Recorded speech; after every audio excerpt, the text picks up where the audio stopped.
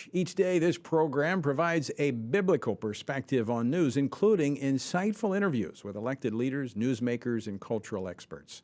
I want to thank you for joining us today. We have a great program coming up, but first, here are some headlines from our friends with FISM News. For FISM News, I'm Samuel Case with your Washington Watch News update. Today is Tuesday, December 12th, and here are today's headlines. Well, the Supreme Court may soon weigh in on the issue of presidential immunity when it comes to Donald Trump's federal election interference case. Yesterday, the court agreed to consider special counsel Jack Smith's petition on an expedited basis. It comes as back in October, Trump's legal team tried to dismiss Smith's case, claiming that Trump had absolute immunity from prosecution over actions taken while serving as president. That motion was rejected by D.C. District Judge Tanya Chutkan at the time, but Trump has since appealed that request. Smith is now asking the Supreme Court to skip the appeals process, fearing it could create delays extending the trial beyond the 2024 election. An answer is expected by the court by the 20th. Meanwhile, President Biden reaffirmed his commitment to Israel at a White House Hanukkah celebration last night, describing his support as unshakable. I got in trouble, got criticized very badly by the southern part of my state and some of the southern parts of the country when 35 years ago, I said, you don't have to be a Jew to be a Zionist, and I'm a Zionist. As I said after the attack, my commitment to the safety of the Jewish people and security of Israel and its right to exist is independent, as an independent Jewish state, is unshakable. Folks, were there no Israel, there wouldn't be a Jew in the world that was safe. And while the president's support isn't going anywhere, Biden says the same can't exactly be said about the international community. We continue to provide military assistance to Israel until they get rid of Hamas.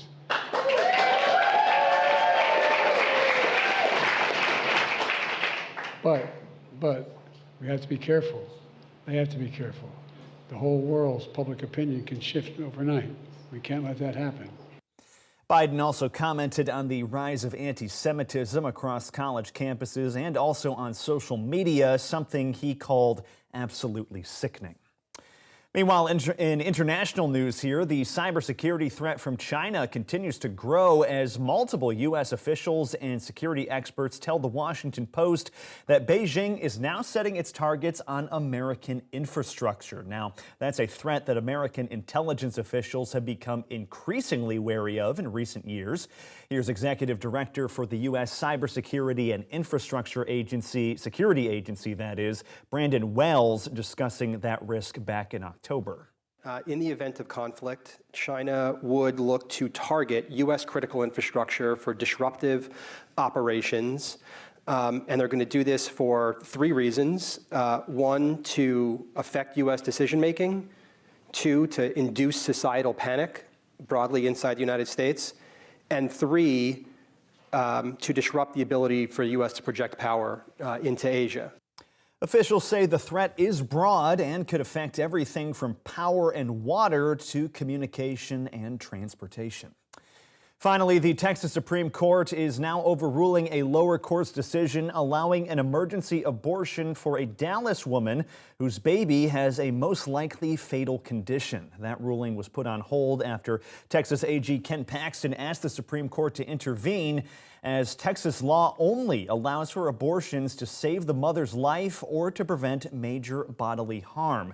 Yesterday, the Supreme Court said the woman's doctor failed to give evidence showing that her case met that criteria. Meanwhile, the mother in question is now seeking an abortion in another state. And with that, those are today's headlines from FISM News. Once again, I'm Samuel Case, and you can watch our full show tonight, 5 p.m. Eastern Time on our website. It's FISMnews.tv. Again, FISMnews.tv. You can also find it on social media as well on all the major platforms, and you can download the FISM app so you can take us wherever you go. Now stay tuned for Washington Watch with Tony Perkins, and I'll see you again tomorrow with much more news coverage. Catch you then.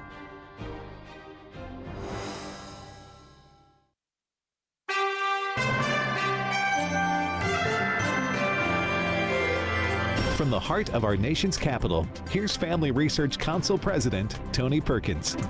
Welcome to Washington Watch. We're glad you've tuned in today. Well, coming up on this Tuesday edition, Ukraine President Vladimir Zelensky met with both Republican and Democrat senators earlier today in pursuit of more U.S. aid. President Biden and Chuck Schumer are pushing Congress to approve an aid package that has an additional $60+ billion for Ukraine. By Republicans being unwilling to budge on H.R. 2 and getting ready to rush out of town, unfortunately, it may seem the case that these are both excuses and they really want to kill funding for Ukraine and never had any intention of passing it. That was Senate Scare Leader Chuck Schumer. Republicans have thus far remained resolute, saying no additional military aid for Ukraine until we secure our own southern border. More and more now, people all across the country recognize this is a crisis. Democrat mayors, again, continue to say it's a crisis, but Joe Biden will continue to refuse this problem. We're not going to let this go away. That was House Majority Leader Steve Scalise. It, quite frankly, sounds like a stalemate. We'll get an update from Utah Senator Mike Lee a little bit later. Also, the House is scheduled to vote on formalizing the impeachment inquiry into President Biden tomorrow. As House Speaker Mike Johnson put it earlier today, there are no other options if the rule of law is the goal. The impeachment inquiry is necessary now, as Whip Emmer just explained, because we've come to this impasse where following the facts where they lead is hitting a stone wall because the White House is impeding that investigation now. So we have no choice. To fulfill our constitutional responsibility, we have to take the next step. We're not making a political decision. It's not. It's a legal decision. The House is currently voting, but momentarily we'll talk with Ohio Congressman Warren Davidson, who will be a part of the impeachment inquiry. And it is not just the Biden administration that is stonewalling investigations. Missouri Attorney General Andrew Bailey's investigation into Washington University in St. Louis over their practices regarding irreversible, life-altering transgender procedures is being stonewalled as well. Washington University has refused to release information to the state of Missouri, resulting in A.G. Bailey filing a lawsuit. But there appears to be more. Guess who's encouraging Washington University not to comply? Attorney General Andrew Bailey joins us later. While Americans continue to feel the financial strain of Bidenomics, the abortion industry has found the Biden administration a very lucrative one for them. We'll explore a new report that reveals the Biden administration has funneled nearly $2 billion to Planned Parenthood and other abortion providers over the last 3 years. And the United Nations General Assembly voted on and approved, about an hour ago, a non-binding resolution calling for a ceasefire in Gaza. Not only does this resolution fail to condemn Hamas for their crimes against humanity, it doesn't even mention Hamas at all. This is a resolution that will only prolong the death and destruction in the region. That is precisely what a ceasefire means. That was Gilad Erdan, permanent representative of Israel to the United Nations. What does this vote mean? Well, we're going to talk about it a little later here on Washington Watch. Our word for today comes from 1 John chapter 3. Whoever commits sin also commits lawlessness, and sin is lawlessness. And you know that he was manifested to take away our sins, and in him there is no sin. Whoever abides in him does not sin. Whoever sins has neither seen him nor known him. What it says here, sin is lawlessness. It is a rejection of truth and its application to our lives. Jesus came to take away this sinful nature. In 2 Corinthians chapter 5, Paul says, therefore, if anyone is in Christ, he is a new creation. Old things have passed away. Behold, all things have become new. John is not saying that those in Christ will never commit sin. That's impossible. He's saying we'll not continue in our sinful nature. A truly born-again believer cannot continue in a lifestyle of sin and rebellion to the Word of God and be content and joyful. Rather, they'll be miserable. To join us in our journey through the Bible, go to frc.org/Bible. Well, after today's markup meeting by the House Rules Committee, the House is expected to vote as early as tomorrow to launch a formal impeachment inquiry into President Biden. Now, this follows months of investigation into an influence peddling scheme that netted the Biden family millions of dollars from foreign individuals and companies. According to House Republicans, this inquiry is necessary not only due to overwhelming evidence, but also to provide investigators with the ability to view documents and conduct interviews that so far the Biden Department of Justice has stonewalled. Now, with such a slim House majority, the question is, do the Republicans have the necessary votes to move forward? We're going to find out here momentarily when we're joined by Ohio Congressman Warren Davidson. But while we're waiting for him to get off the House floor, we're going to go to Sam McCarthy, news writer at the Washington Stand, to talk about the issue that we've actually seen in the news in Texas, where the Texas law protecting the unborn. We've seen a mother appealing to the courts to try to have an abortion. What we've seen over the last few years is an increase in out-of-state travel for abortions. So joining us now to talk about this, Sam McCarthy, news writer at the Washington Stand. Sam, welcome to Washington Watch. Thanks very much for having me on, Tony. So let's talk about this increase in out-of-state abortions. Is this the result of states that are adopting pro-life laws? Therefore, we have people going over into neighboring states that have laws that do not protect the unborn? Yeah, it absolutely is. So after the fall of Roe, you had a lot of states implement trigger laws, which effectively banned or almost completely banned abortions in the wake of the dismantling of Roe v. Wade last year.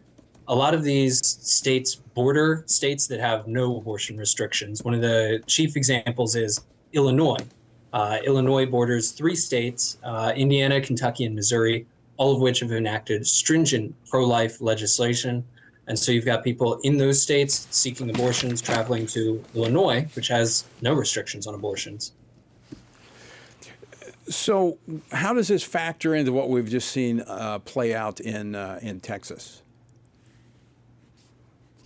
You've got this notion of we've discussed this before. We actually, Family Research Council hosted a pro-life town hall meeting earlier this year, where we discussed the idea of what role does the federal government have in pro-life legislation at this point? Does the federal government have a role? And you had Senator Lindsey Graham argued that you have to have some kind of standard. You can't just have, New York and California committing abortions from, the moment of conception till up to the moment of birth, whereas you have states like Texas where you can't get abortions anywhere in the state. So it's really, you have to have something standardized. And so we're seeing, especially now that we have this sort of, to reference our scripture quote, lawlessness in some sense, this lack of a standard, this lack of consistency across the nation with regard to protecting the lives of the unborn. We're really seeing a need for such a standard on a federal, national level. I mean, how does that work going forward? I mean, if you have this patchwork of laws in differing states, I mean, it becomes very difficult, I think, for states that, have taken a stand for the sanctity of human life to protect the unborn. You've got a neighboring state that does not. I mean, long term, it just doesn't seem to be workable. No, I don't think that it is. I don't think that it's going to be. I think that what we're seeing now is we're seeing essentially each individual state, largely through referenda. We've seen a lot of referendums hosted throughout especially over the past year, with various states, from Ohio to Michigan to Maryland, trying to install abortion as a right in the state's own individual constitution. What we're going to wind up with is sort of, in some sense, what we saw shortly before the American Civil War back in the 1860s. We're going to see each individual state having its own definition of what constitutes as a human being, who qualifies for rights as a human being, and who gets treated like a human being. And we're going to reach a point where we have some states that, are just completely going to disagree with other states. We're going to have some states like Texas or Florida that have very strong pro-life legislation in place. We're going to have other states like New York, like California, like Illinois, that have no pro-life protections of any kind and don't consider an unborn child a human being. We're going to have this diametrical ideological opposition that's really at the heart of the value of human life. Human life is not going to be able to maintain any value in America unless we agree on what constitutes a human life. Where does it begin? So, Sam, you mentioned earlier the legislation being put forth by Senator Lindsey Graham, the 15-week bill, the point at which a child feels pain, can suck his thumb in the womb. That piece of legislation, if it were to become law, simply sets a minimum threshold, saying that if your state, like Texas, has a more protective law, whether it be a heartbeat bill, at conception, whatever it might be, you can go forward with that law. But as a nation, there would be this standard of 15 weeks. At that point, no abortions. I mean, it seems like, given what we're seeing play out here, that something like that would have to happen. I'd think so. That would be a good starting place. I mean, look at it. It took us just about 50 years, just shy of 50 years, to take down Roe v. Wade.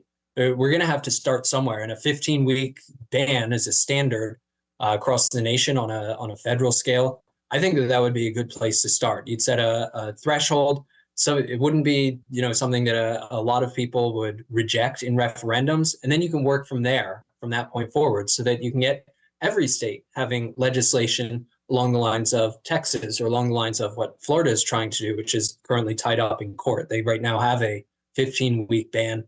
Governor Ron DeSantis signed a 6-week ban into law.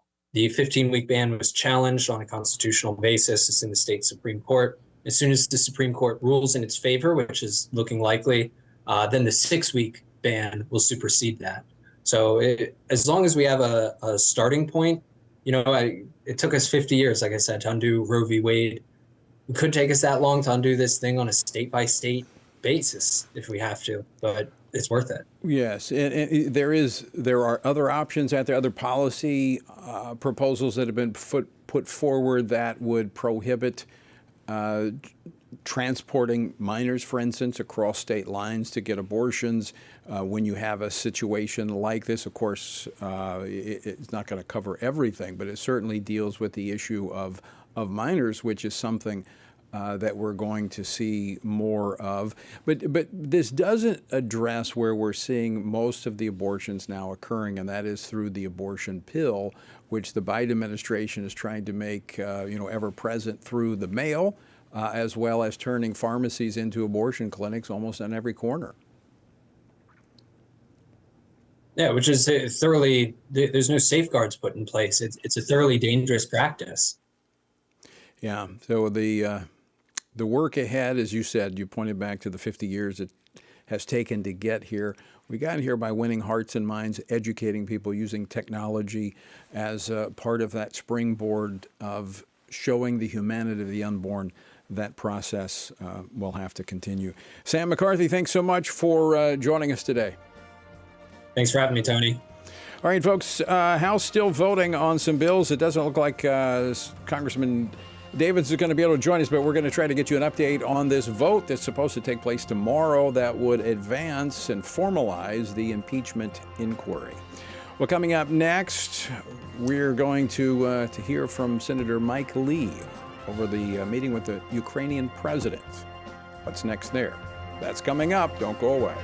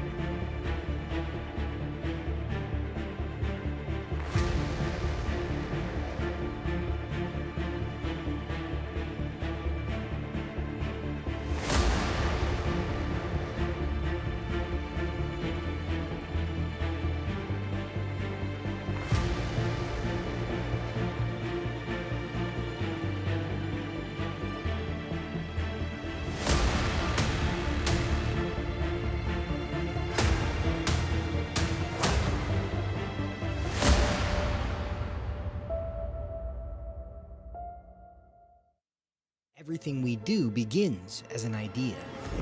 Before there can be acts of courage, there must be the belief that some things are worth sacrificing for. Before there can be marriage, there is the idea that man should not be alone. Before there was freedom, there was the idea that individuals are created equal. It's true that all ideas have consequences, but we're less aware that all consequences are the fruit of ideas. Before there was murder, there was hate. Before there was a Holocaust, there was the belief by some people that other people are undesirable.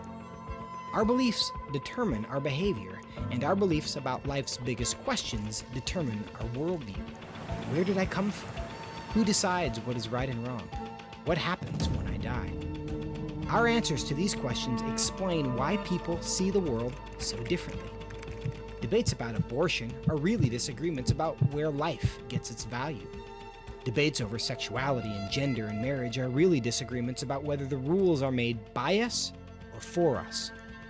What we think of as political debates are often much more than that. They're disagreements about the purpose of our lives and the source of truth.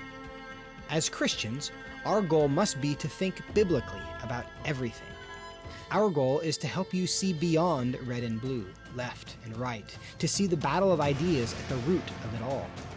Our goal is to equip Christians with a biblical worldview and help them advance and defend the faith in their families, communities, and the public square. Cultural renewal doesn't begin with campaigns and elections. It begins with individuals turning from lies to truth. But that won't happen if people can't recognize a lie and don't believe truth exists. We want to help you see the spiritual war behind the political war, the truth claims behind the press release, and the forest from the trees.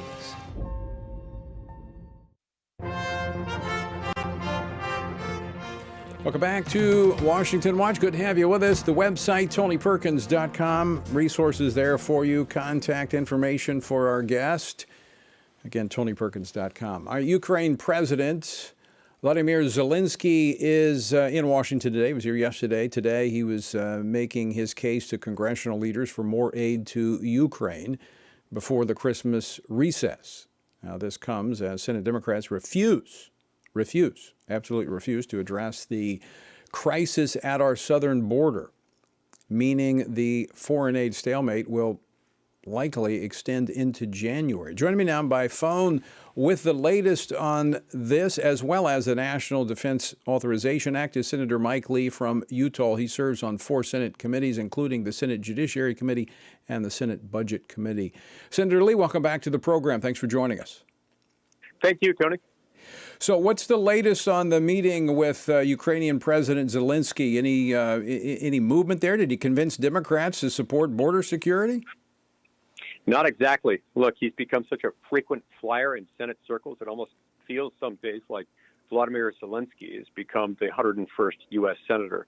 In any event, I was tempted to ask him the whole time, what are you going to do to protect American border security, given all that we're doing to protect your border? Didn't ask that, nor did anybody else. Fact of the matter is, this four-headed monster that they've been trying to put together, it's becoming clearer by the minute that it's not going to happen, certainly not in this calendar year.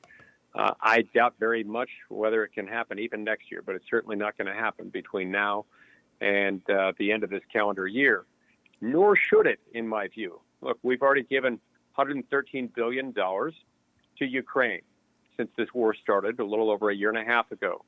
That's a lot of money. There are people in the United States who do not make $113 billion in an entire year.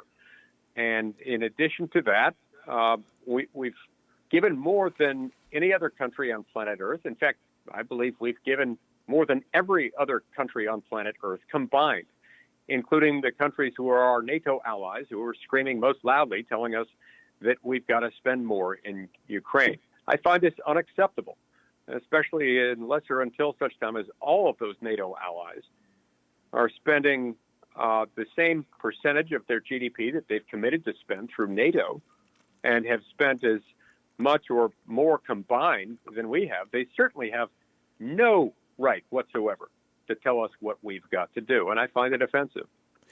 Senator, part of this package was support for Israel.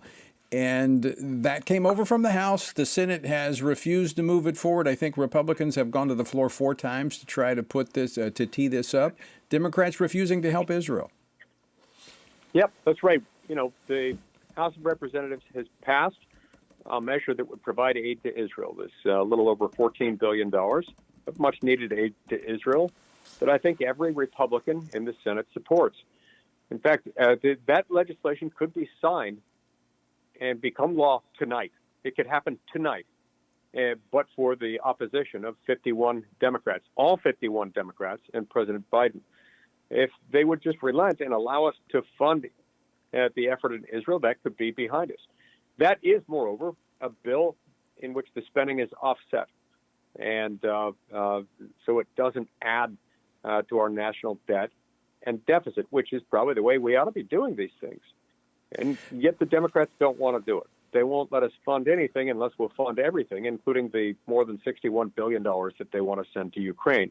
By the way, Tony, that includes an astonishing $12 billion that just goes to pay all of the civil servants in the Ukrainian government.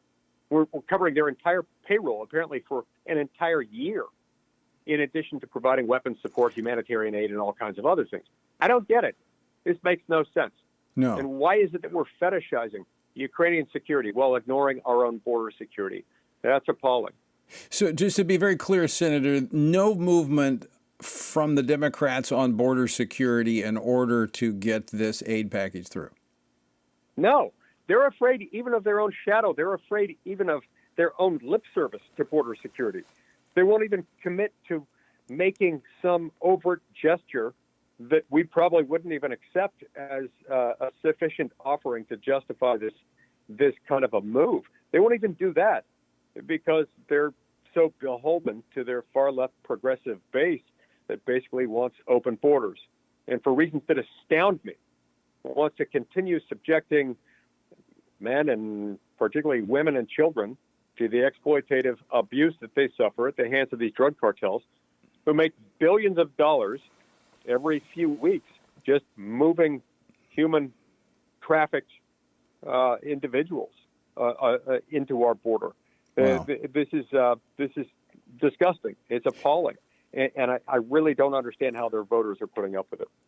Senator, very quickly, another question for you. The National Defense Authorization Act, you stood with Senator Tuberville in trying to get taxpayers out of the abortion facilitating a business.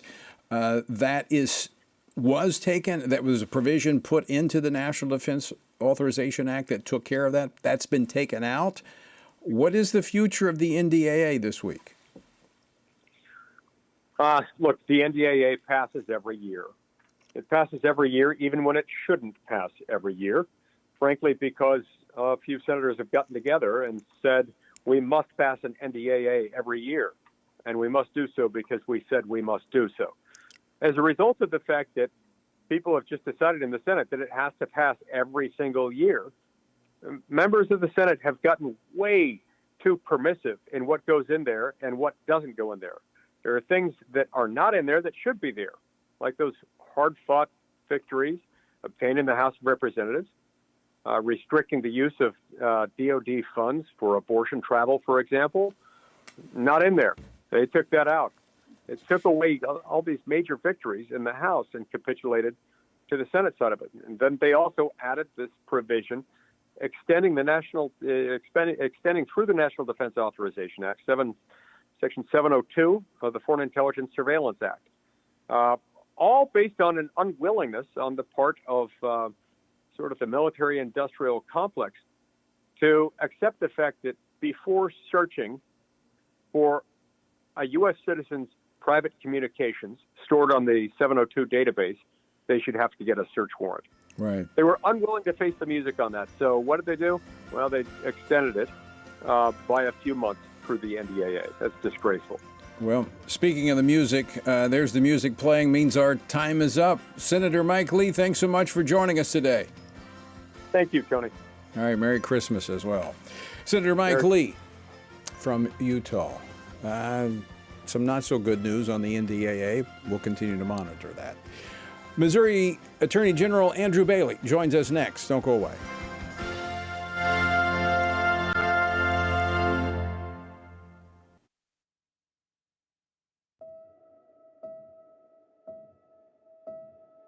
All of us are born with the desire to find truth and meaning. Where did I come from? What happens when I die? While our answers to these questions may divide us, we are united in our need for the freedom to answer life's biggest questions and make life's biggest decisions for ourselves. That's why religious freedom matters for everyone. Religious freedom matters because the powerful have long wanted to control those who are less powerful. Religious freedom matters because the freedom of those who are different is often threatened by those who believe different is dangerous. Leah Sheribu, a Christian teenager in Nigeria, remains a captive of Boko Haram for her refusal to renounce her Christian faith. Chinese pastor Wang Yi is serving a 9-year sentence for speaking publicly against the Chinese government. In Pakistan, Asif Pervez is on death row for allegedly sending a blasphemous text message. All of this because people in power decided different is dangerous.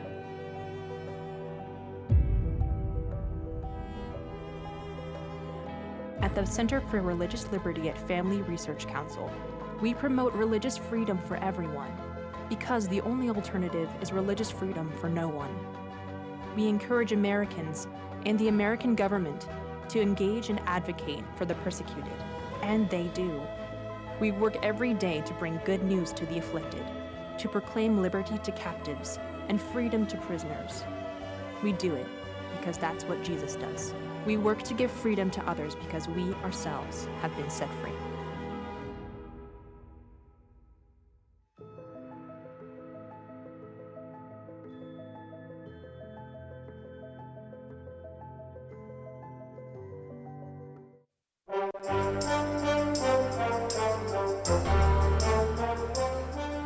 This is Washington Watch. I'm Tony Perkins, your host. Thanks so much for joining us on this Tuesday. You know, it's not just the Biden administration that is stonewalling investigations, requiring the Congress to formally launch an impeachment inquiry. Missouri Attorney General Andrew Bailey's investigation into Washington University in St. Louis over their practices regarding irreversible, life-altering transgender procedures on minors is also being stonewalled. Washington University has refused to release information to the state of Missouri, which resulted in Attorney General Bailey filing a lawsuit. Now, there actually may be more to this, as someone may be telling them not to comply. Who could that someone be? Join me now to discuss this and more is Missouri Attorney General Andrew Bailey. General Bailey, welcome back to the program. Thank you for having me on. So, General, let's talk about this lawsuit. This has been ongoing. This has been an investigation into the practices of Washington University in St. Louis, that questionable practices, I should say, regarding minors and transgender surgeries and treatments. What information have they blocked you from obtaining? Well, these were deplorable child mutilation factories that were operating across the state. A whistleblower came forward back in February and caused us to launch an investigation into the clinic in St. Louis. And the allegations the whistleblower made were very specific and very credible. And so we began obtaining evidence from the clinic. The clinic was at first cooperative. And so we got several tranches of documents that we've been able to go through, but it led us to some different angles of our investigation. And so we've followed up with additional requests for documentation. The problem is that suddenly, after agreeing to turn over the second tranche of documents, the clinic has now said that they can't because of HIPAA. We have reason to believe that the federal government has whispered in the ears of the clinicians and told them not to comply with our investigation, yet HIPAA has an explicit exception for state regulators who are investigating these types of abuses. So we're entitled to these documents legally, and we filed suit to make sure we can obtain the documents and close out our investigation and hold any wrongdoers accountable. So let me push pause here for just a moment, General Bailey. So could it be the Biden administration is whispering into the ears of Washington University saying, look, we don't think you should be giving these documents over to the Attorney General in his investigation? That's exactly right. We're going to file a Freedom of Information Act request to try to get to the bottom of it and root out where this is occurring at the federal level. But we have every reason to believe This is originating at the federal government, and they're trying to use HIPAA as an excuse to shut down this investigation. And it's consistent with the radical transgender ideology that the Biden administration has pushed on schools, has pushed on businesses, has pushed on colleges and universities, has pushed on public restrooms. So it would not surprise us at all to learn that this is the case, and we'll continue to fight back. This lawsuit and our Freedom of Information Act requests are the best tools that we have at our disposal at the present time to accomplish just that. Well, not only is this consistent with their ideological bent of promoting this, but it's also consistent with their tactics of delaying and stonewalling, forcing people to go through circuitous routes to try to get this information, all with the hopes that the clock will run out or they'll go away.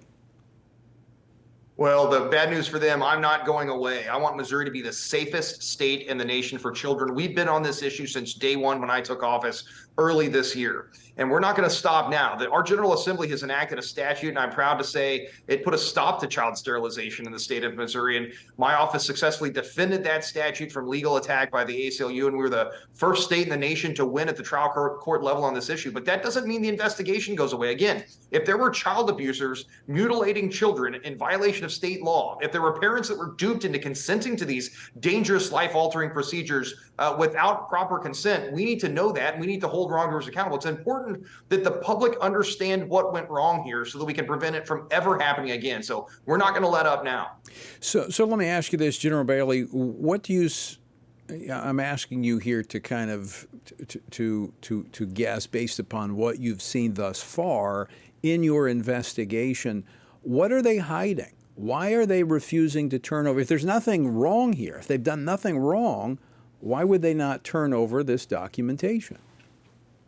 Yeah, that's exactly right. Look, if what the whistleblower says is true, and we have reason to believe it is, then that's going to exist in the evidence, in the documentary evidence that we're going to obtain. So that would be the only reason to prevent us from seeing those documents, because they're afraid it's going to corroborate what the whistleblower said when she put her name on an affidavit and swore under penalty of perjury that what the accusations she was making were true. But I would also point out that not only was the whistleblower willing to put her name on the line on an affidavit to initiate this investigation, she testified in the trial where we defended the statute that put an end to these child sterilization procedures, and it subjected herself to cross-examination. This woman is incredibly credible. She subjected herself to the legal process. And so, again, that would be the only reason they would be trying to hide those documents, is to hide the corroborating evidence. Well, I am grateful that there are attorneys general at the state level like yourself who are willing to stay on this and expose this type of corruption. I mean, this is. I mean, you've been taking the Biden administration to task on a number of things, but it shows that this is deep, and they're not only affecting the federal policy, but they're now reaching into the states to do the same. General, we're out of time. I want to thank you for joining us. Always great to see you. Thanks for having me on. Merry Christmas to you. Thank you, and Merry Christmas to you as well.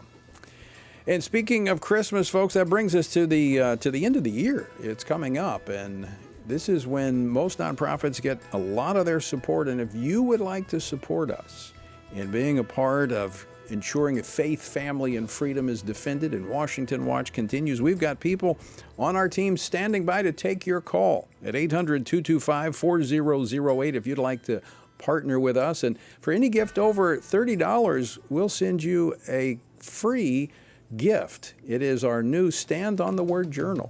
So give us a call. All right, don't go away. More Washington Watch straight ahead.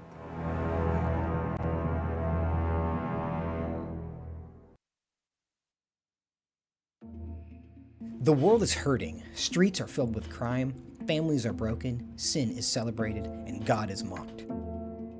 Everywhere we look, the wages of our sin are on full display. As Christians, we know that surrender to God's will is the solution to our biggest problems, but not everyone agrees. Even in church, we hear people say the most important thing is to be tolerant, that we shouldn't impose our morality on other people, and that loving our neighbor means celebrating what they do. But you can't do that. It's not that you don't love your neighbor, you do, but you care about God's opinion more than your neighbor's opinion, and this makes you different. In fact, sometimes it makes you feel alone, like you're the only one. But there is good news. You are not alone, not even close. Research has found that there are 59 million American adults who are a lot like you. There are millions of people around the country who are born again, deeply committed to practicing their faith, and believe the Bible is the reliable Word of God. But that's not all.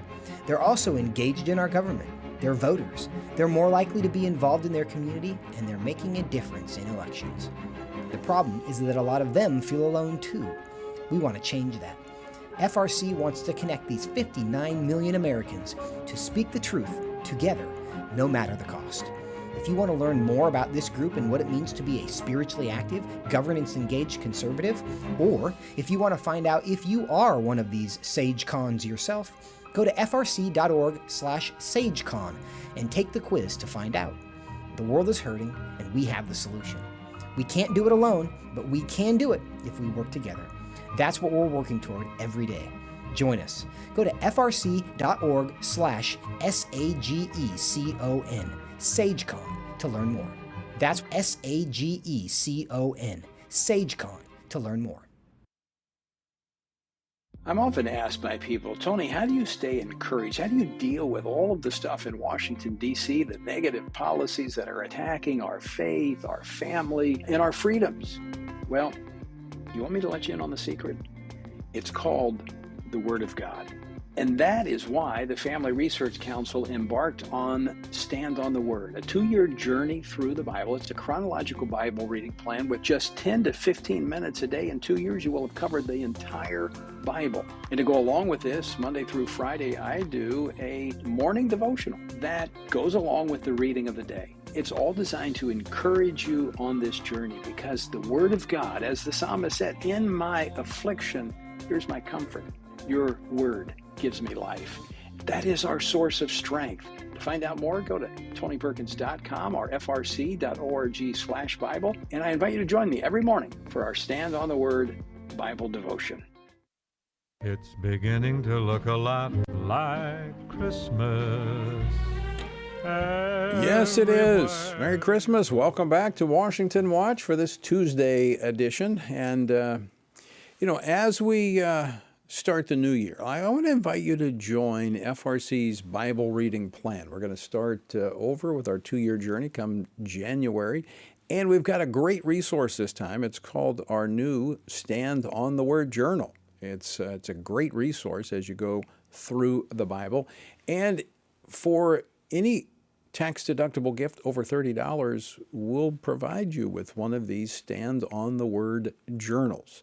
And we've got members of our team standing by to take your call, 800-225-4008, so you can not only stand with the Family Research Council, but get your own Stand on the Word journal. So give us a call, 800-225-4008. All right, tomorrow the House is scheduled to vote to formalize the impeachment inquiry into President Joe Biden. I mentioned that at the top of the program. Joining us now to discuss this, Florida Congressman Mike Waltz, who is also a member of the Oversight Committee and will be a part of this inquiry. Congressman, welcome back to Washington Watch. Hey, always good to be with you, Tony. I appreciate you taking time to join us. I know you've been on the floor in votes. So let's talk about this. Very narrow margins. You're going to have to get almost all of the Republicans on board to advance this. Are you there? I think so, Tony. You know, it's always tough these days with a 3-vote majority. A lot of different opinions, but I'll remind everyone, and we've been reminding everyone in the conference, this is to further the inquiry. This is to further the investigation. This is not impeachment. And what we have so far, I mean, this is just a snippet of a long list. We have bank records. We can follow the money to show that the Biden family established over 27 shell companies. I don't know any sitting vice president that needs to establish dozens of shell companies, including several in his grandchildren's name. We know he bought a house, $2.5 million in cash. We know there's a series of, quote, loan repayments, although there's no documentation of any loans provided, and that is a key red flag to anti-money laundering investigators for money laundering. We have an FBI form, official form 1023, showing a bribery scheme from Ukraine. We know we have IRS whistleblowers, sitting government employees, that say their investigation to determine if taxes were paid were obstructed and slow down and slow rolled by the Department of Justice under Biden. So I think there is more than enough to say we need additional records, and what this inquiry will do will give us greater standing in court and give us greater standing if there's any dispute with the executive branch to say the American people deserve to know the answers to these questions. And when you hear the Democrats say, okay, fine on Hunter, and by the way, he's just been indicted in California on tax evasion, but there's still no connection to Joe. We know he lied. We know he made phone calls to Hunter's business partners. We know he sent dozens of emails from a fake account. And I think the underlying crime, the high crime and misdemeanor, because this is very serious, unlike the Democrats under Nancy Pelosi, this is a very serious constitutional power. Were taxes paid? We want those records. Did he aid his son in being an agent of a foreign power, unregistered? And was there obstruction of a legitimate investigation from his Department of Justice? Those in and of itself deserve to be investigated, and the American people deserve to know. So let me ask you this question, Congressman Waltz. Based on what you just presented, and I heard House Speaker Mike Johnson talking about this earlier today, would it not be irresponsible of Congress not to look into this, given what information has come forward? We absolutely have a responsibility and a duty, and ironically, Tony, I'll remind folks that Bill Clinton was actually at the height of his approval ratings at the end of impeachment because the media painted him as a victim. President Trump was at the height of his approval in February of 2020 because, for different reasons, because there was actually really nothing there. But the point is, this actually, with the media stacked against us, this could actually work against us politically. The Democrats are saying all about politics. This is actually, there is so much information here. This is about substance, and this is about corruption at the highest levels and an influence scheme, not from countries like, New Zealand or Austria, from countries that are our listed adversaries, from the Chinese Communist Party, from Russia, from corrupt elements of Ukraine that we have Joe Biden on record bragging about. So we're going to get to the bottom of it, regardless of the politics, and you're absolutely right, and Speaker Johnson's right. We have a duty to do so. One final question on this topic, Congressman Waltz. Just to be very clear, as you've pursued this information thus far, you've had the Department of Justice and others that have actually blocked and stonewalled this investigation, have they not? Well, for example, we would have never known that there were 180 suspicious activity reports on Hunter Biden and the Biden family. Remember, and we're just on the tip of the iceberg on Joe Biden's brother, Jim. 180 of them. We would have never known. Once we found out they were there, the Treasury Department still won't hand them over.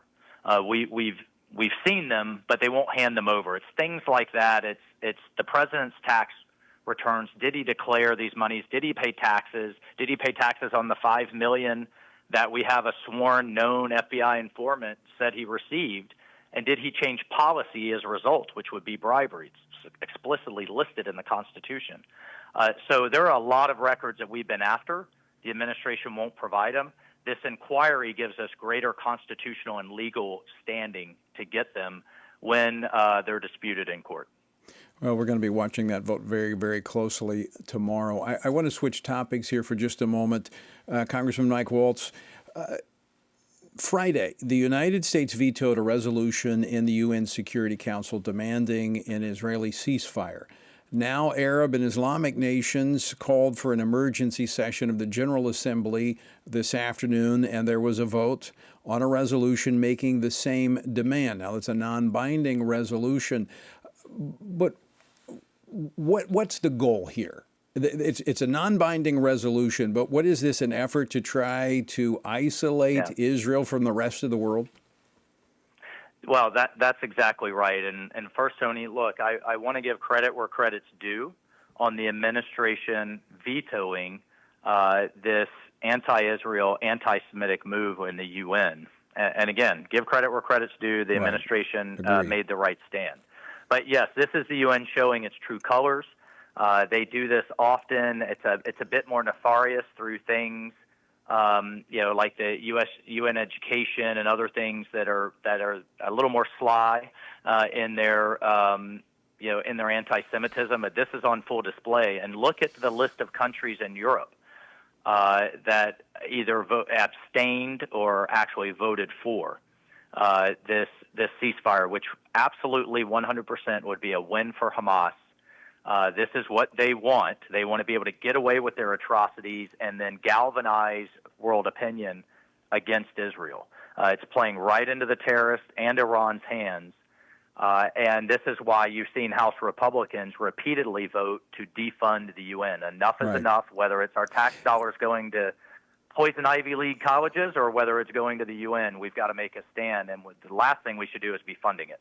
Well, let me ask you about that, Congressman. Will this provide greater impetus for the defunding and pulling the United States out of the UN?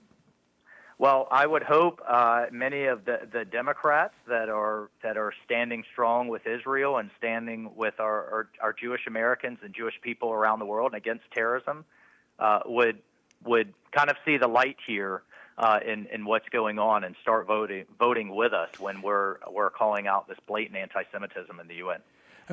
One final question on this topic, Congressman Mike Waltz. You and I have had many conversations about foreign affairs and foreign policy. This is quite significant, this development that is taking place, because as we've seen this, you made reference to the anti-Semitism that has been seen in our own country in Europe. This is almost unprecedented in modern times of what we're seeing. What does this say going forward? I mean, this is almost a shifting of the geopolitical landscape in the world. Well, if you look closely on the votes here, you see more narrowly in Europe, you see Eastern Europe, which is actually many of those countries are contributing their fair share in the fight against Russia, have stood with the United States, and voted against this ceasefire. And then you see kind of the old Europe, the Frances and Italy's and others that either abstained or actually voted for the ceasefire. So I think you're seeing that schism. But I would almost say this is, in biblical terms. Yeah. This is a shift that many of us have always feared, and this is truly a global and existential fight of good against evil. And what's so scary and should scare everyone is how the minds of our next generation, of our young people, are getting poisoned in our educational institutions. And to me, that's where the fight truly is. And that's where we as conservatives have got to stop complaining and making more progress. I think you're spot on. I agree with you totally. Congressman Mike Waltz, always great to visit with you. Thanks so much for taking time to join us today. All right. Thank you, Tony. Appreciate you. All right. Merry Christmas. Merry Christmas to you. I would add to that when he talks about this is in line with a biblical shift. I mean, it is what we see in Scripture as playing out. I think as we've talked about, all the pieces are there that could fall into place. I think we need to be praying about this, trying to fully understand the times and to know what to do appropriately, and pushing our elected officials to take the right positions. But I do think this is seismic. This is quite significant. I don't think we should write it off as just another, in this particular case, another UN vote. But I do think it is showing a major alignment. Who stands on which side? Quite significant. We're going to continue to to watch this. All right, very quickly, I want to bring in another topic here. According to a Government Accountability Office report released to the Washington Stand, the U.S. government directed nearly $2 billion in taxpayer money to Planned Parenthood and other abortion industry businesses over a 3-year period. A coalition of 145 members of Congress, led by Senator Marsha Blackburn of Tennessee, requested the GAO report, which also revealed that funding from COVID relief programs such as the Paycheck Protection Program and the American Rescue Plan was directed to abortion businesses. As polling consistently reveals that Americans oppose taxpayer funding of abortion both domestically and overseas, what measures can be taken to prevent this in the future? Joining me now to discuss this, Ben Johnson, senior reporter and editor at the Washington Stand. Ben, thanks so much for joining us today. Good to be with you as always. All right, we just got a couple of minutes here, but what did this report show us? Well, it showed that actually this was, I was cautiously encouraged by what I read. We came in about $100 million less this 3-year period than the previous GAO report for the previous 3 years under Obama and Trump. That's thanks largely due to the pro-life policies enacted by the Trump administration, reinstating the Mexico City policy and the Protect Life rule especially. About 90% of Planned Parenthood's funding from the HHS comes through Title X, and the Protect Life rule said that Title X recipients can't carry out abortions in the same office where they're being funded for family planning. They have to be fiscally and physically separate. So this was kind of a Solomonic move. Not only did Planned Parenthood pull out of the program for more than a year, but also at the same time it exposed that Planned Parenthood really cares about abortion, not about health care. So what about the Planned Parenthood, 38 Planned Parenthood affiliates received $90 million in funds from the Paycheck Protection Program. This was designed to keep small businesses open during the government-mandated lockdowns in 2020. Of course, we know in most states the abortion clinics were open. They weren't forced to shut down. Well, that's right. And this was highly controversial because the CARES Act said that the PPP program was only supposed to be available to people who employ less than 500 employees. Planned Parenthood and its federation has more than 16,000 employees. So they counted each chapter separately. And the Biden administration, under its inspector general, allowed them to slide with that, despite encouragements from Marco Rubio and Representative Cynthia Tenney of New York to investigate this. There's also a bill from Debbie Lesko to return all of these funds. Of course, during this time, these funds, which were intended for small businesses, that meant that they did not always reach their intended recipients, small businesses, mom and pop shops. There were an extra 200,000 businesses that closed down during COVID, obviously a great deal of business attrition during that time. Any one of those businesses would have been happy to have this money go to them instead of this billion-dollar abortion industry. Very, very quickly, Ben, we're up against the end of the show, but can we expect Congress to do anything with this information? They should do everything that they can to cut off all future funding of Planned Parenthood, if nothing else, to assure that the Hyde Act, the Hyde Amendment, applies equally to all federal funding. All right, Ben Johnson, thanks so much for joining us. Thank you. And folks, you can read more about that story and more at the Washington Stand. Go to TonyPerkins.com and follow the links over. All right, we're out of time for today, but let me encourage you once again with the words of the Apostle Paul in Ephesians 6, where he says, when you've done everything you can do, when you've prayed, when you've prepared, and when you've taken your stand, by all means, keep standing. Washington Watch with Tony Perkins is brought to you by Family Research Council and is entirely listener-supported. Portions of the show discussing candidates are brought to you by Family Research Council Action. For more information on anything you've heard today, or to find out how you can partner with us in our ongoing efforts to promote faith, family, and freedom, visit TonyPerkins.com. Also, to leave a comment about Washington Watch, call our watch line at 1-866-372-7234. That's 1-866-372-7234.